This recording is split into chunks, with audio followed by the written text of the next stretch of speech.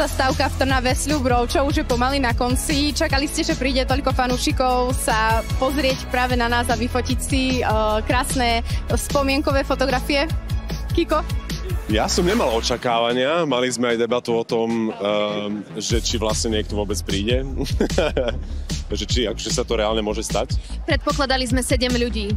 No, plus 0, čiže tak aspoň, že 70, ale to, čo bolo tu, to si myslím, že sme nečakali asi vôbec. Ste dobití pozitívnou energiou, alebo trošku aj unavení?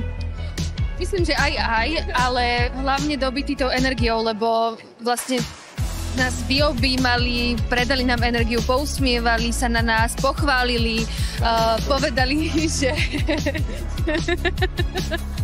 povedali, že nás sledujú, že sa na nás tešia, takže čo viac sme si mohli želať.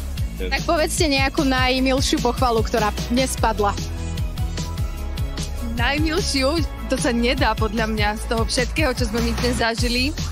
A s koľkými ľuďmi sme sa stretli a odfotili a neviem, či mám ja najmilšiu za mňa. Že si strašne hot. To ti to padlo? Alebo si to práve vymyslel? Podľa mňa si to... Nie, to Stala som vedľa neho. Nie. On si to práve vymyslel. Tak už zajtra pokračujeme v Bratislave.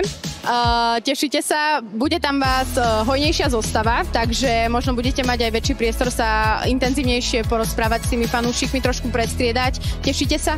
Určite. Tešíme sa. Určite. Určite. Mám od toho vysoké očakávania. Teda všetci máme. Áno, tak laťka je postavená dosť vysoko. Myslím, že Trnava prekvapila, tak uvidíme. A prehrali sme 2-0, ale to nevadí. No. Trnava prekvapila, ale od Bratislavy máme vysoké očakávania. Samozrejme, ten tým je celkom zohratý. Hoď nevyužili sme tie presilovky až tak, ale... Myslím, že ste úplne dobití energiou a vidíme sa teda zajtra. Tešíme sa. Tešíme sa. Áno, aj my. Ďakujem.